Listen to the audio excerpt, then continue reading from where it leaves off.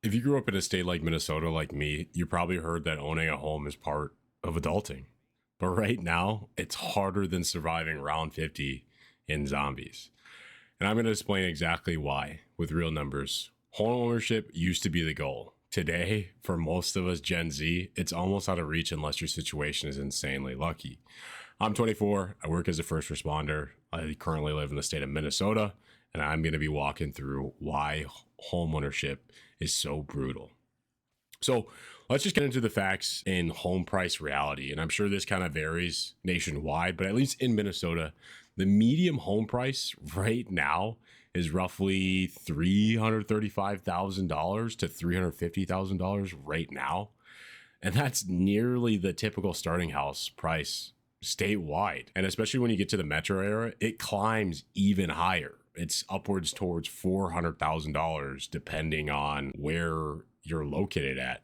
And ultimately, that's a record high. That's nearly 4 times what many of us Gen Zers earn per year. Again, I'm 24, work as a first responder, and there's no way I'm able to afford that current mortgage. And just given the current mortgage rates, they're still near 6%. I think recently they just cut under to 5.99. And so your monthly payment is way bigger than it would have been a few years ago when rates were just under 3%.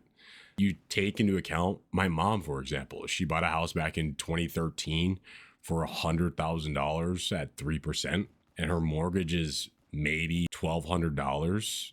That's less than what I pay right now for an apartment in a 1 bedroom, 1 bathroom little mini coupe. And that's frustrating. It's like we are going into a high round of zombies with just the base pistol. You can technically survive, but without strategy and a pack-a-punch gun, you're screwed. So even though Minnesota has some lower rent areas, tons of people here still spend over 30% of their household income on housing costs. Now, that doesn't even go into account groceries, foods, cars, savings, and building real assets.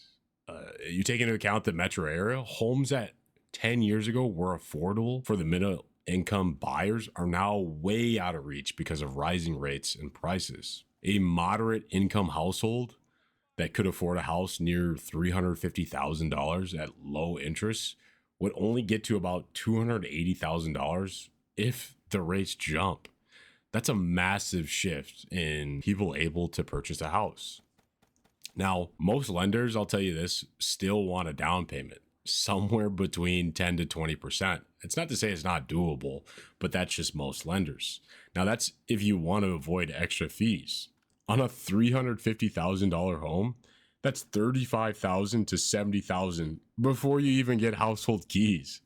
Most people my age don't have that saved. And that's why so many Gen Zers are renting right now because they can't even get close to closing.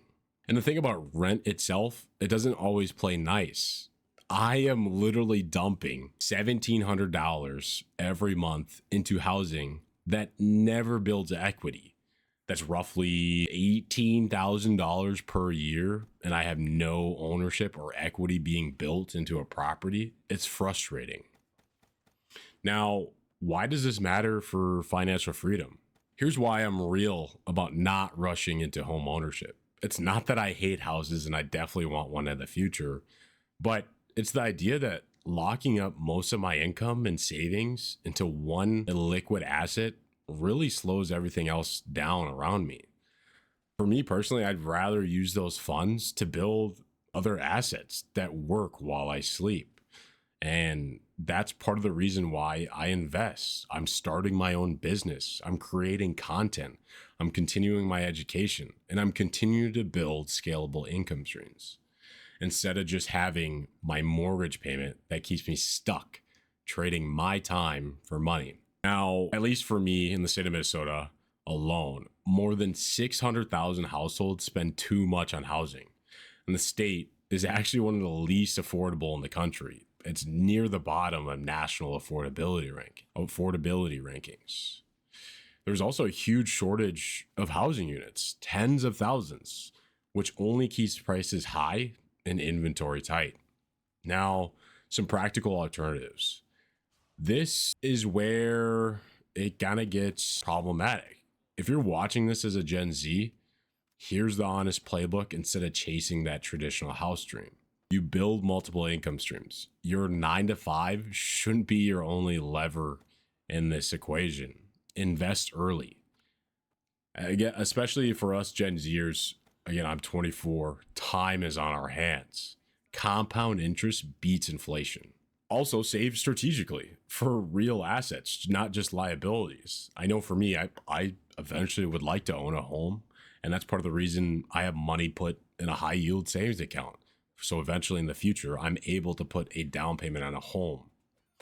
Now, rent intentionally, invest intelligently. Again, don't be the new guy buying a brand new or renting a brand new apartment, spending $2,500 a month just to get all the amenities in an apartment. You have the pool, you have a washer and dryer, and all this stuff. Look around. Make sure you rent intentionally so you're able to buy in the future. Today's mortgage and housing costs are not structured to make our lives easier. They're structured to make banks money.